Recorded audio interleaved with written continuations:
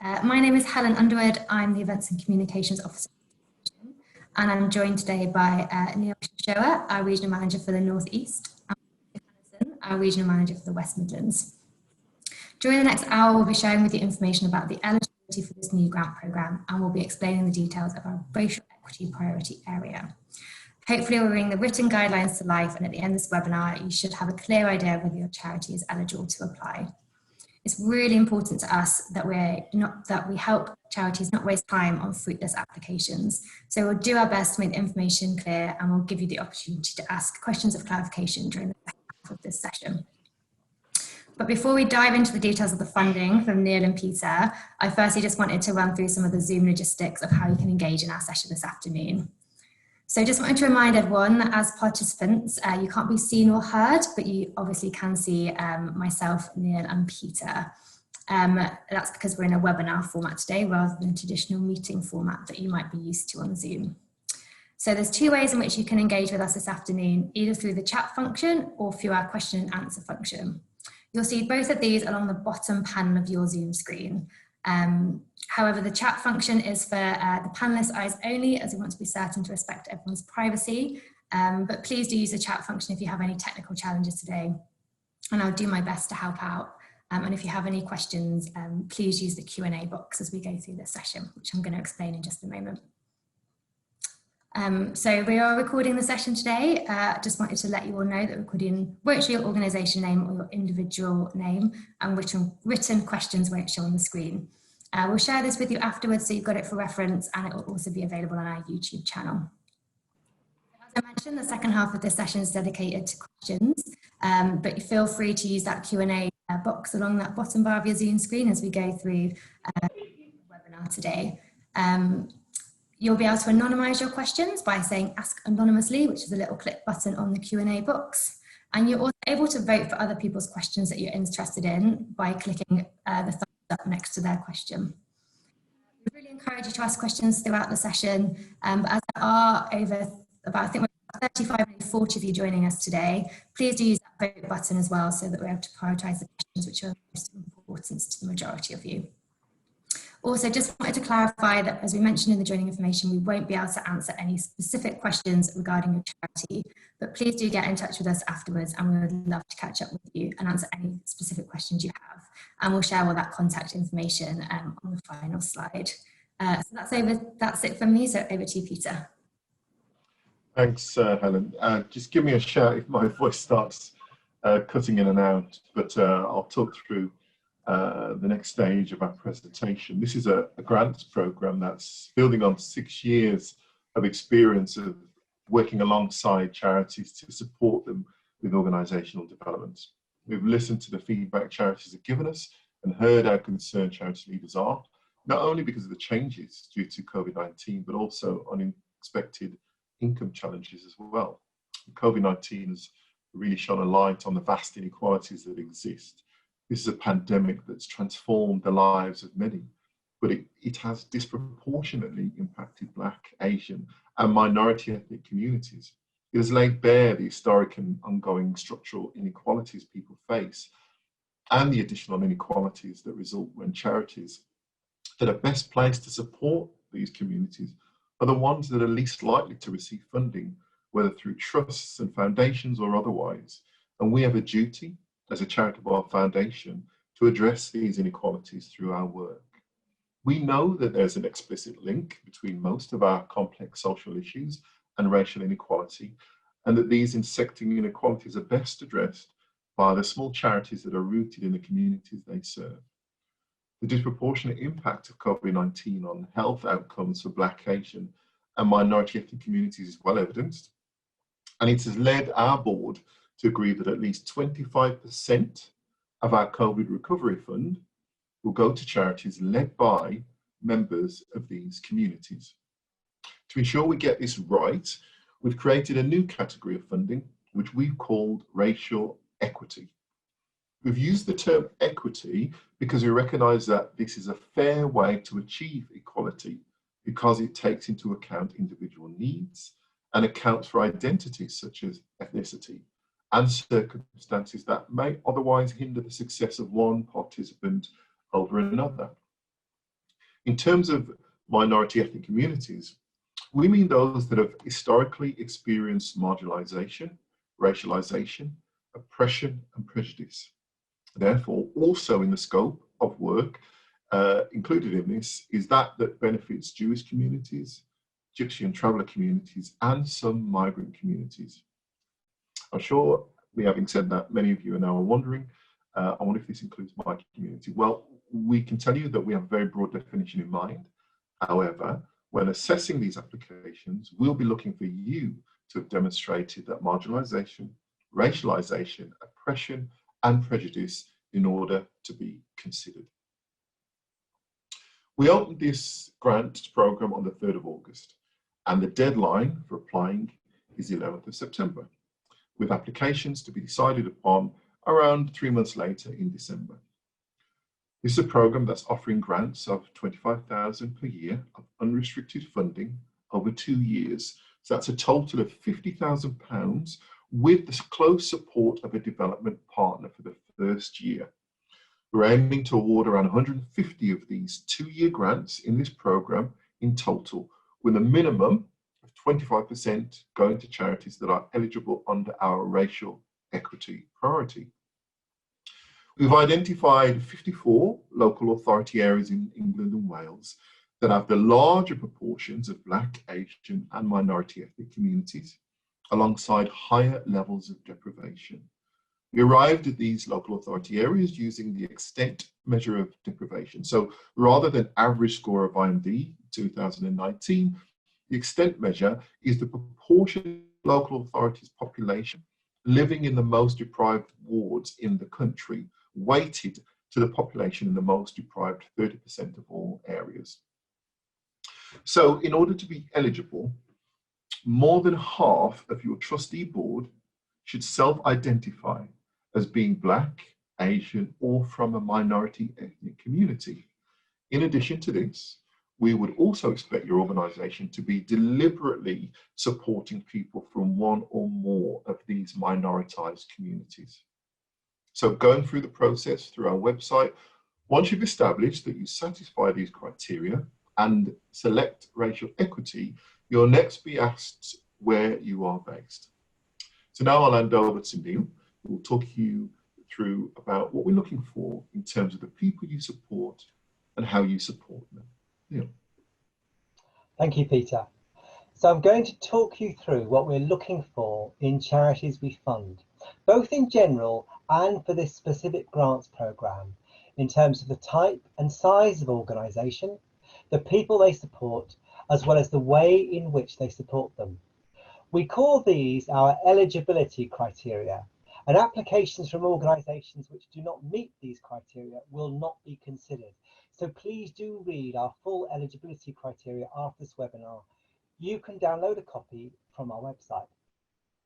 So first of all, I'll cover our standard criteria for our grants.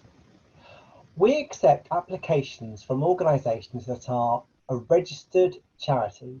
This can be a charitable incorporated organisation, and all the charities must have at least one set of annual accounts published on the Charity Commissioner website, having been delivering services for more than a year in England and or Wales. Charities must have an annual income of between £25,000 and £1 million. They must have their own bank account, a track record of working with people aged 17 and over, free reserves of less than 12 months operating costs, a board of at least 3 unrelated trustees, and a safeguarding policy in place. So if your organisation does not meet any of those 8 criteria, we won't be able to accept your application.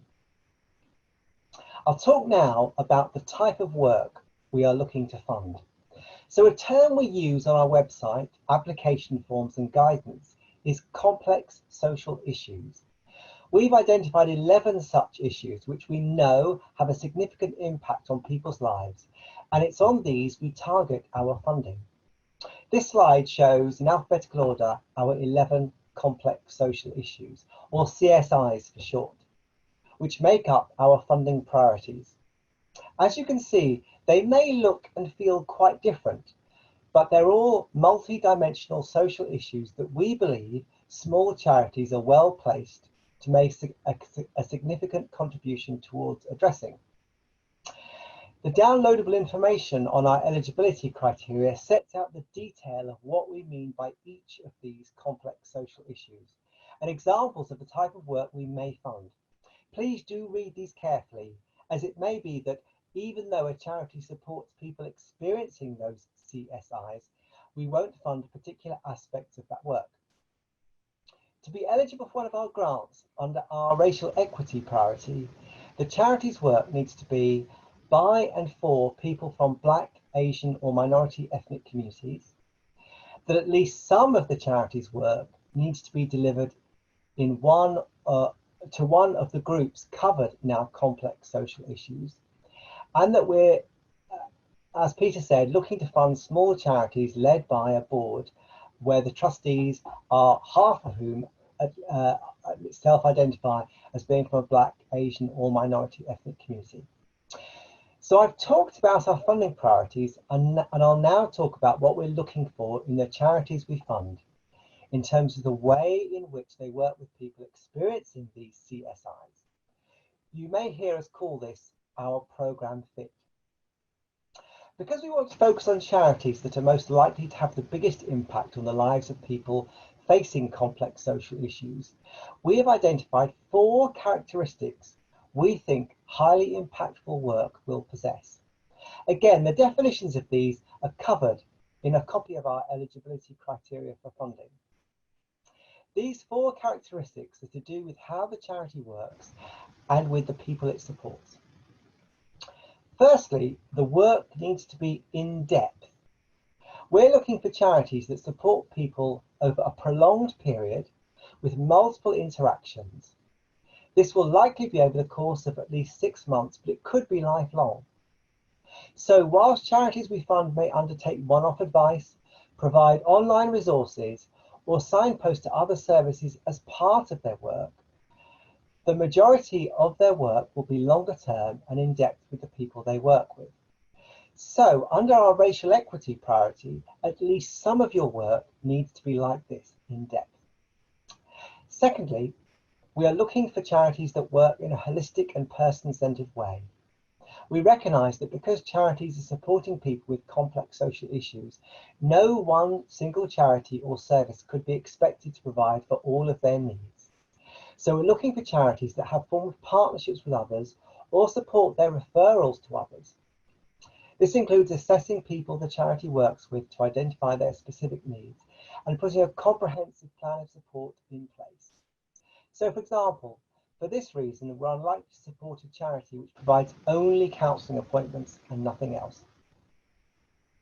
Thirdly, we fund work which is specifically targeted at people affected by one of these complex social issues to help them overcome, address, or manage that particular issue.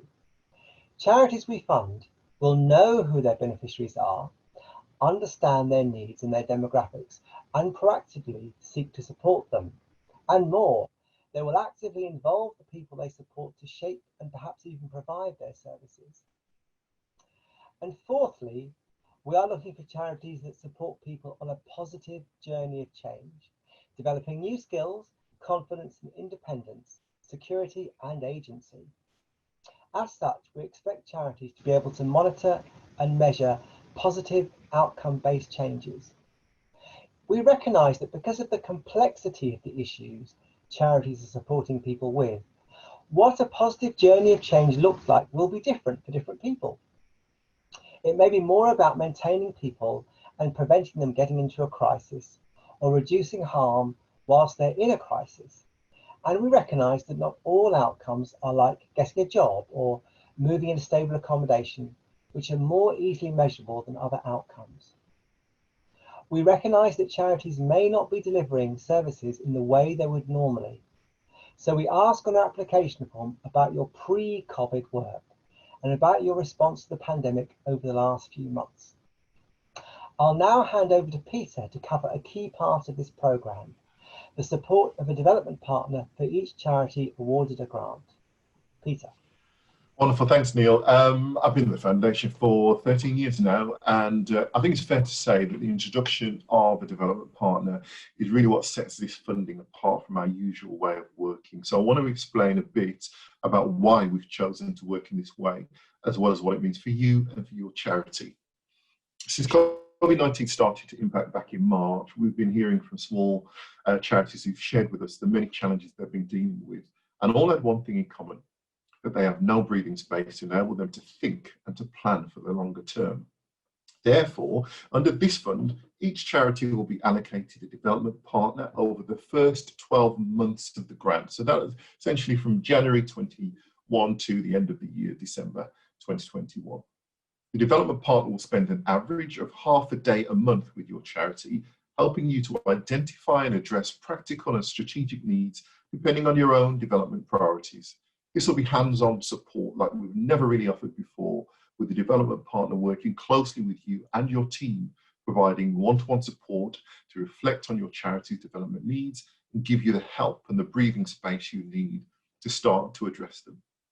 You'll also be able to call on additional development support from our enhanced program. Some of charities that might be on this session who've accessed this before, that's still available, where you can make use of experts in their fields, such as service redesign or digital development or financial literacy. But the development partner will be by your side, helping you to put in place the building blocks to recover from the COVID-19 crisis. So what does this mean in practice? Well, we know that there are many charities who would benefit from this program. However, we can, as already said, only award funding to 150. That's why we want to make sure that those charities we partner with will welcome and actively engage with this additional intensive support. So we don't just mean your chief exec. Crucial to the success of this program will be the full engagement of your board and senior staff team. You might, through the process, hear us refer to this as your appetite for development. It'll be a key criteria for us when we look at your application form and in the subsequent conversation with your regional manager, which will be myself, Neil, or there are 11 regional managers in total at the Foundation. So when you come to look at our application form, you'll see we ask a few questions about your charity development needs and what you might do to address them. It's important to note we're not looking for charities to have this already worked out. That's the kind of thing the development partner can help with. What we're looking for is charities that would really benefit from the development support as much as they would from the funding. The charities we fund in this way will also have access to the normal Lloyds Bank Foundation development opportunities and support, but in addition to this, and the development partner will work with you in a regional cohort, offering the chance to come together, share your experiences and support each other alongside the help of your development partner. We envisage that charities will need to commit to attending at least 3 of these sort of events each year, but their focus will be decided by you. We'll be holding open recruitment for the development partners, and we will be looking for a wide range of diverse skills and experiences to fulfill these critical roles, and we will be seeking charity representatives to support us in the interview process. So, to recap, each one of the charities we support in this fund will be given a development partner to help them identify and achieve their organisation's goals over the first year of the grant. This funding is only for you if you have the appetite and the capacity to take this on. So whilst we're saying half a day on average a month, it is likely to require a lot more commitment from you and your board. The exact focus of your relationship will be determined by you, but we're hoping that with the help of the development partner, your charity can become more resilient and effective over the coming year, recovering well from the COVID-19 crisis, so you're able to continue to help the people you work with. So now that we've talked about why we've set up this program, our racial equity priority and the eligibility for funding under this, and the key role of the development partner to help charities recover from the impact of COVID-19, briefly over to Neil as we prepare to go into, briefly over to Helen as we prepare to go over to you for some questions.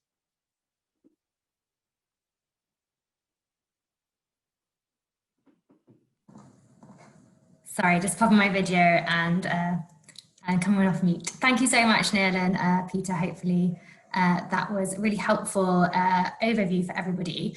So we've now got plenty of time to go through questions, and thanks to those of you who've already asked some questions in the Q&A. We're going to give you a few moments to do that now, so feel free to ask some questions.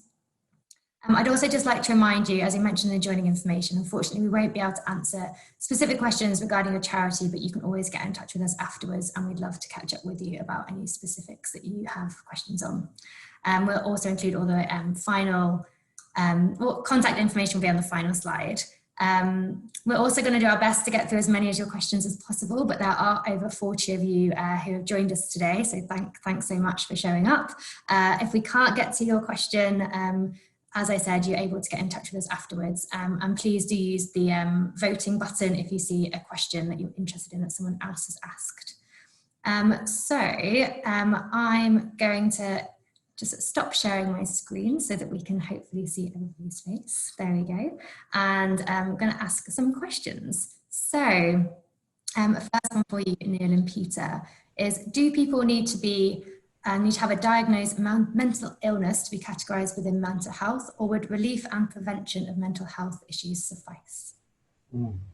Yes, thank you for that question. I'm happy to answer this one. So if you look at our eligibility criteria document, I'll read out the definition here of mental health. People who are managing mental health problems resulting in significant disruption to everyday living, or in recovery from an episode of such problems occurring in the last 2 years.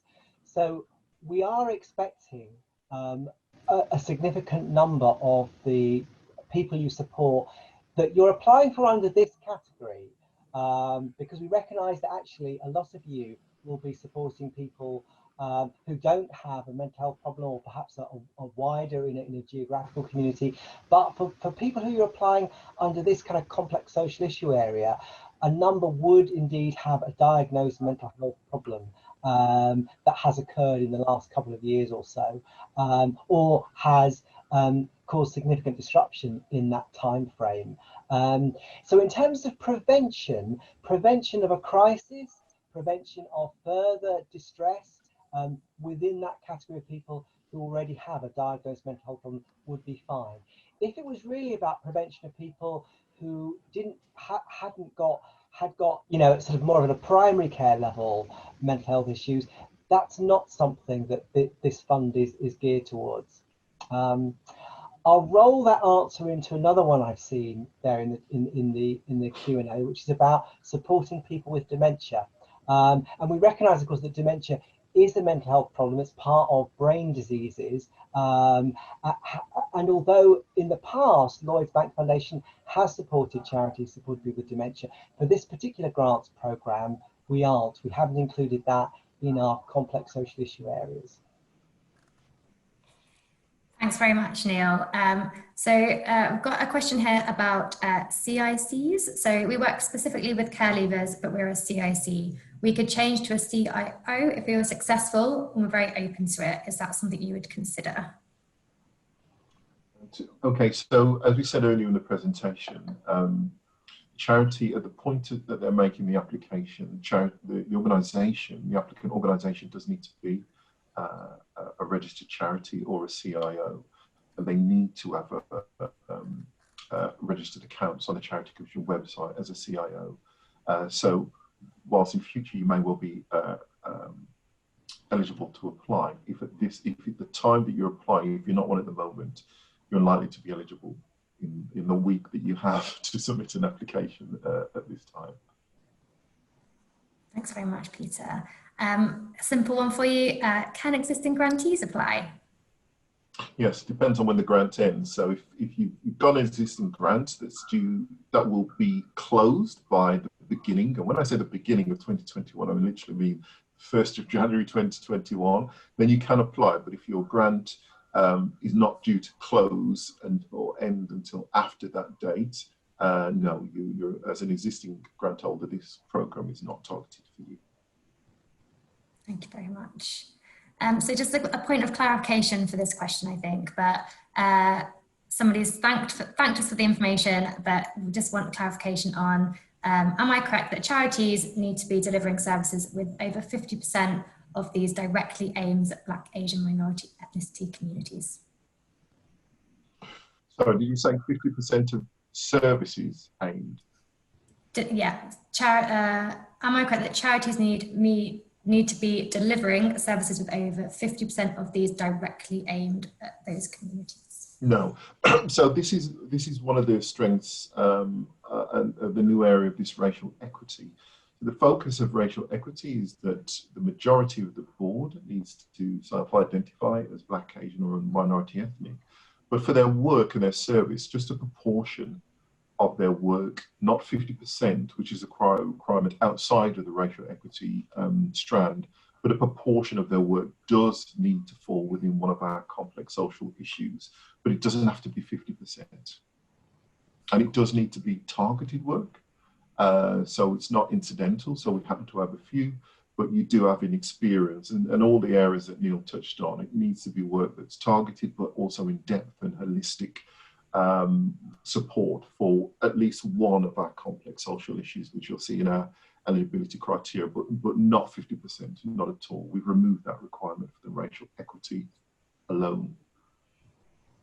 Go ahead now. I'll just come in here because I can see this question could be interpreted in two ways. So in terms of the grants under our racial equity priority are aimed at charities which are by and for people from Black, Asian and minority ethnic communities. So Peter is absolutely right. 50% of your work doesn't need to be within that one complex social issue category. However, we would expect that 50% of all of your work is aimed at people from Black, Asian, and minority communities. So I kind of want to, that's a distinction to make. This isn't about, so for example, what would be an example of this? Supposing you were a generic charity covering an area and you supported people from lots of different communities in that area. Some were from Black, Asian, minority ethnic communities and some were not. Some were from white British communities, let's say. Now, we would want half of your work or more to be, as a charity overall, focused on those communities identifying as Black, Asian or minority ethnic. Within that, half of your work wouldn't need to be within one of our complex social issue areas. You'll now see very quickly why Peter, Helen and I quickly have organised this webinar, because there are some complexities within this funding programme really. So keep the questions coming through. We're happy to answer them. Thanks very much, both of you. Team effort on that one. So I've got a few questions around kind of the eligibility side of things. So one charity has asked a question and it's been voted by another, so I'm assuming it's gonna, a few people have this question, but our income for the 1st of August 2019 to 31st of July 20 is 26,000, not yet published, but with the accountants. Does this mean that we qualify? Unfortunately not. So we go for it now. To go. No, so we can only go by the audited accounts, and we have to be quite consistent on this for all applicants that are coming through so that it's fair. So at the point that you making an application and when we will be looking at your eligibility, your published accounts must show that your income is at least £25,000. Thanks, Peter. And linked to that, just to make sure that we've got clarification for everybody, if somebody was below 25,000 in their last annual accounts, but their income since March has been above that, that would also mean that they're ineligible. Is that correct? Yeah, so simple way to look at it, if you go on the Charity Commission website and look at the last posted accounts that have been signed up for your committee and submitted to the Charity Commission website, it is those accounts. So even if you've got some pending, and you could argue must be more up to date, but if they're not published and signed off yet, it wouldn't apply. We go by the accounts that you've published on the Charity Commission website. Thanks very much, Peter. Just looking down these questions. So a charity is asking about, they support people with HIV and AIDS in the UK and Southern Africa. Is our charity eligible? The first question to ask is which of the complex social issues they're applying under. That's the main question. So your work is fantastic and it's needed. But the main thing you need to ask, and we would expect, you'll find that under the eligibility process, one of the things you have to do is demonstrate where the majority of the work is taking place. So first of all, you need to identify a local authority area in England. Whilst it's a slightly different approach, but you'd have to identify a local authority area. So the majority of work will need to be taking place there. And then the next thing you need to ask is not so much by that issue, it's which of our complex social issues that you feel your work, 50% of your work falls under. If it's you're applying under racial equity, you still need to identify which the CSIs, as we call them, complex social issues, you're coming to us, your work, you touch on in your work. That's our primary issue in this case. Thank you. So I've just got another question of clarification around the Board of Trustees area of the eligibility.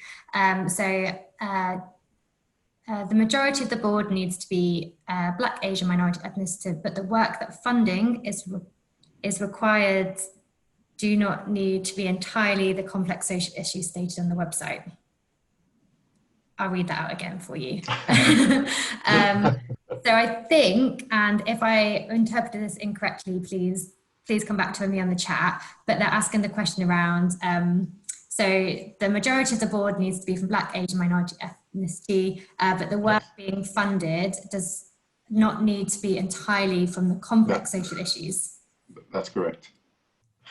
Yeah, hopefully that helps. Sorry for my inability to read that one there.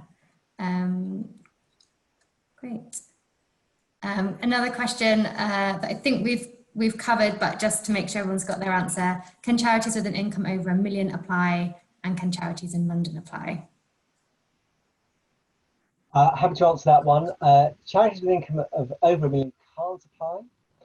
Charities in London, so there are 54 local areas that Peter referred to, which under this priority of racial equity, we are funding. So have a look on the website. There's quite a lot of those in London actually that will be covered. So what we're looking for is where the majority of your work is based.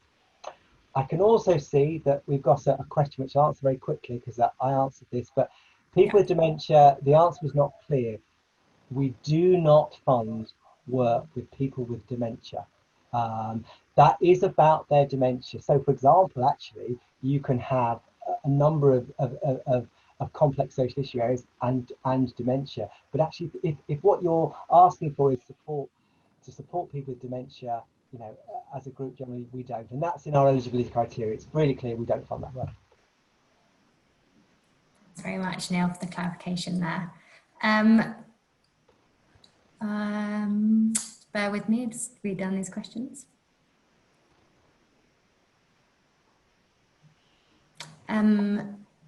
Could you explain a bit more about the development worker role, please? Did you say they were currently being recruited on a regional level? Yes. Yeah, so at the moment we're putting together our panel. So I think I mentioned that we are looking for representatives from the charity sector, so leaders of charities to sit on the panel along with staff. We've putting out the advertisements for them. We're receiving applications.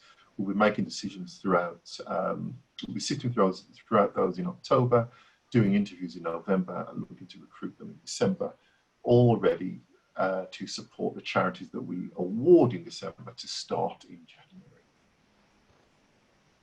Thanks, Peter. Interesting question here about how we'll look at some of the applications, I think. So is there any benefit to the staff team delivering being from a Black, Asian, minority ethnicity background?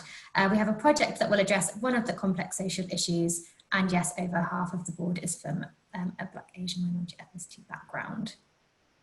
So the question is around, is there any benefit in the staff team being from the background too? Not in terms of eligibility.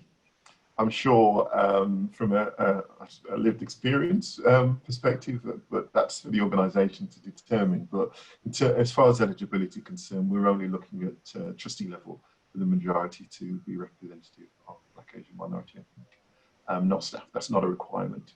The rest is up to the charity. Great. And do we fund organisations that offer counselling to children and young people and their families? Happy to answer that one.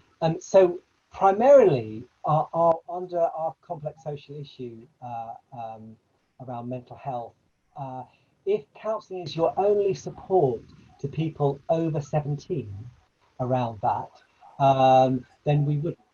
If the majority, so it sounds like most of your work is for people under 17.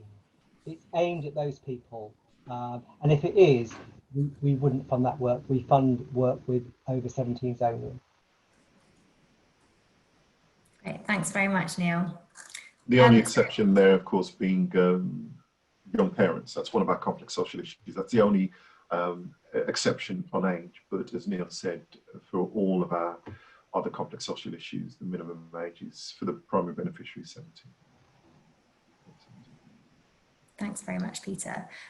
Keep your questions coming through if you have them. There's still a couple on here, but please keep sending them through. So there's a couple here which I think we've kind of touched around, but there's still some clarification on. So there's one around social enterprises. So social enterprises are very active in addressing equity and equality issues. So can legal status be expanded? And linked to that one, no, sorry, that was it. Well, oh, go for it, Neil. You put your hand up first. Okay, so I'm just looking at these. Thank you for these. Yes. So there's one here about social enterprises. So social enterprise isn't a legal status, of course. Charities can be social enterprises.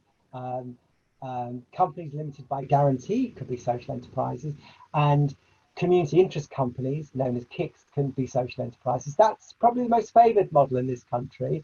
So what we're interested in is whether you are a registered charity. If you are registered, that is to say registered with the Charity Commission, then you are eligible to apply for our funding. If you are not registered, then you are not. So we've had some ones here about those that are companies on Companies House. Charities can also be registered companies, but we are only we're only funding registered charities.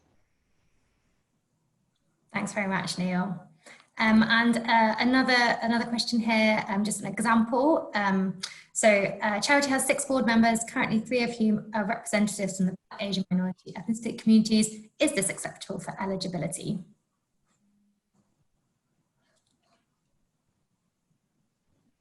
%?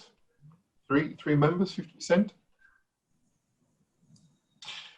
4 would be better, but 50%. 4 would be a lot clearer. 50%, I think we consider 50%, yeah. Half of them are. And linked to that, Peter, please explain further how trustees self-identify. Will they have to send passports or any other identification? No.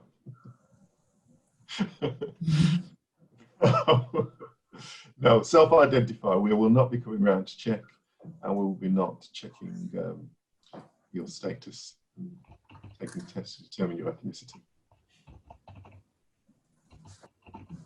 Great, and then just had a question about CIOs and further to Neil's answer before. I think we've covered that, but if that's still not clear, please let us know and we can explain it again for you. So I think that is the majority of questions. We'll give it just a minute in case others come through. I'm just going to read Peter and Neil, if you'd like to read the question that's just come through, rather than me reading that one out. And I'll just check the chat box to see if we've got any others come through, and we'll just pause for a moment to let you send any other additional questions through that you might have. Yeah, I'm not sure that's the question, Sanjay. Looks like at the beginning of an application. So if you want to reword it as a question, skip the question. the board is eligible if 90% are Asian Black communities, so the board is eligible, but you just need to consider the other elements of eligibility. But other than that, and you can do that online. Yes, and I think I would say, I'd echo Peter's point there about eligibility and say that, so you've identified that you have over 280 service users who regularly use your services. The majority are over the age of 70. So old age in and of itself is not one of our complex social issue areas. However, the age of people, as long as they're over 17, with the exception of, as Peter said, of young parents, is true for all of our complex social issue areas. So what is it? What are the needs of those 70? The majority of the 280 people that you're talking about that relates to one of our complex social issue areas? So, for example, of those 280, for example, have some, say 25% experience domestic abuse, and that you're working with them on a positive journey of change around that, or have say another, again, 25% of them are they offenders who've been through the criminal justice system, and you're supporting them on a positive journey of change around that, and your work with them is in depth and holistic and targeted. That's how you need to think around this, really, the complex social issue area. Primarily, think about what it is, what issues are they facing in their lives, which you are helping them with, and then how are you helping them address those issues? If it's in an in-depth, holistic, targeted way on a positive journey of change, we'd be really interested in your application. Great, thanks very much for that, Neil. So we've got a couple more people just posting some final kind of questions for clarification. Some of them are slightly charity specific. So as we said, more than happy for you to email us and we can have those conversations separately to ensure we can really discuss those details. And obviously you can check out our eligibility criteria and things on the website as well. And we'll share links to that following up from this webinar. But legal status. So since I've droned on about that, I've answered a few questions about that. It's a really good question, actually, as to why Lloyds Bank Foundation funds registered charities only, because it is a good question, because there are other organisations doing charitable work. That's absolutely true. So the reason that the trustees of Lloyds Bank Foundation have set our policy to fund registered charities only is because of the governance and regulation of those organisations. So there are other organisations doing charitable work, community interest companies, community benefit societies, or just companies anyway, do a lot of charitable work. But the good thing with the Charity Commission as a regulator is it's got some high standards of regulation, really, including the publication of accounts and the way in which accounts need to be presented, make it much more, makes the charity's account much more transparent.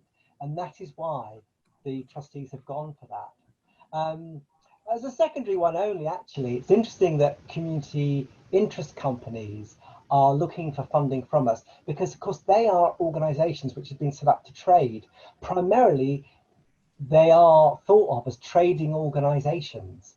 And that's why they're much more light touch in their regulation, that you need only a few directors to be a CIC, and you're regulated by Companies House. So they're much more that trading business body than charities, who have a different model and a different heritage. So I hope that's a kind of broad enough answer, but again, do get back to me in the question thing if it's not. Thanks, Neil. I've had obviously someone's been on the website and checked if they're eligible, and says applications are not currently open for a specific area that they're looking at. Can one of you just explain again about our local authority areas? So for the racial equity, there are only 54 local authority areas that are eligible. So part of the IMD 2009, there is an extent measurement that is not just on the highest levels of Black, Asian, minority, ethnic population, but those with the highest levels of disadvantage and deprivation. And it's those areas that we've identified, and there are 54 in total, and they're listed on our website for you to view. So whilst we've got the racial equity approach, not all local authority areas are eligible to apply. It depends on where the majority of your work is focused. Helen, can I just go back to, if Trish is still here? Yes, please do. For the record. So Trish said that 6 members on the panel, on the trustee board, 3 of them are Black, Asian, minority, ethnic, and the criteria is actually, unfortunately, that more than half need to self-identify. So it has to be in the majority, not 50-50. So more than half needs to be Black, Asian, minority, or self-identify. So just wanted to correct that point for the record. Thanks very much. Thanks very much, Peter. Another question here around evidencing kind of mental health issues, or domestic abuse. So will Lloyds Bank Foundation require beneficiaries evidence of mental health issues or evidence of domestic violence, considering data regulations?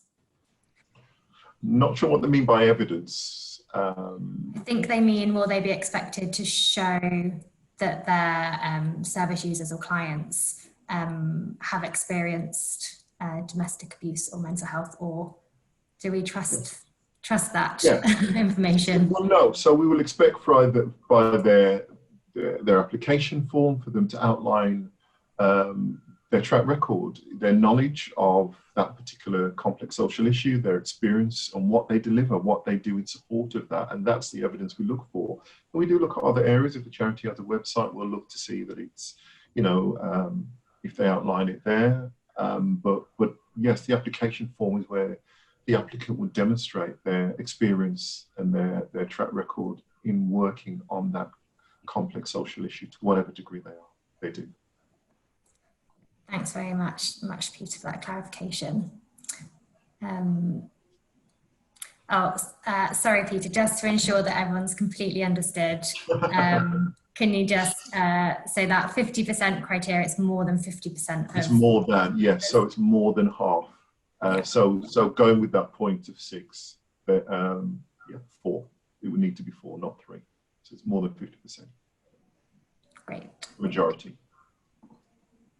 Thank you very much. Got no more questions come through on the Q&A. We've got a few minutes, so we'll leave it there for a second if anyone's got any more questions or need any additional clarification. Do remember you'll be able to get in touch with us afterwards as well, so don't feel you have to answer. This is your only chance to ask a question, but yeah, we'll just give it a second in case any others come through, and I'll just double check on our chat box in case anybody's snuck a question into there.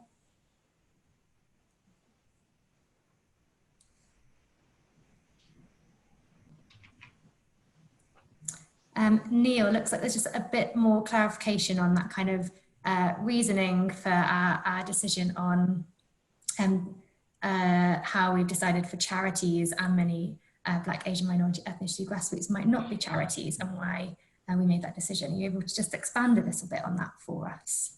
Yes, so in the bit at the beginning of when I was talking, we've got some general eligibility criteria which is set by the trustees, and then we've got ones particularly under these racial equity priority. And in our general categories, that our funding is only for registered charities. So that's not something specifically around Black, Asian, minority, ethnic led charities. There are actually lots and lots of organisations that approach us who are community interest companies or community benefit societies or others, but whatever the majority of their trustees are in terms of the communities they're from, that's across the board really. And that's all about our regulation, or rather the trust we have in the Charity Commission's regulation and the transparency of the finances required for that. Actually, as well as that, it's the trustees. So in registered charities, there has to be set ways in which the trustees operate, are accountable to the charity, etc. So it means that there is some accountability. I mean, there are in other organisations too, but our trustees feel that there's a good level of accountability with registered charities. Thanks for that clarification, Neil. And just hopefully an easy one for you, is disability considered within the complex social issues? Right, so did we say disability? Yes. Right, so yes, learning disabilities, and there's a definition of what we mean by that on our eligibility outline. Quite an extensive one. And that can all be found on our website. So on our eligibility page, we have on the eligibility page, there's a definition of each one, yeah. Yeah, hopefully that helps. And of course, disabled people are in all of our complex social issue areas. So you get disabled people who've been through the criminal justice system, disabled people who are young parents. So actually, yes, it could be under any of those. But Peter's absolutely right. If your focus is on, we want to fund work with a group of disabled people about their disability or about their impairment, to use the social definition of disability term, then it would only be learning disability. Great. Thanks very much, both. Fantastic. So I think I've got no more questions come through. Every time I've said this, another one has appeared, so I'll give it another second. But thank you so much for all of those who have stayed with us, and we hope you found this really valuable and has been a really useful tool for you to understand about the new grants programme. I'm just going to share my screen now, which will give you the details of how you can get in touch with us if you have any more specific questions. And whilst I put that up, just see if any more questions come through. We've got a few minutes left. I think that might be it. Neil and Peter. Thank you to Neil and Peter for their time this afternoon, answering all those questions and sharing information. Feel free just to drop off the webinar now, as and when you've got all the information you need. And of course, you can get in touch with us by inquiries at lloydsbankfoundation.org.uk if you do have any more specific questions. And hopefully we look forward to receiving some applications from those of you who joined us today. Thank you very much, everyone. Thank you, everyone.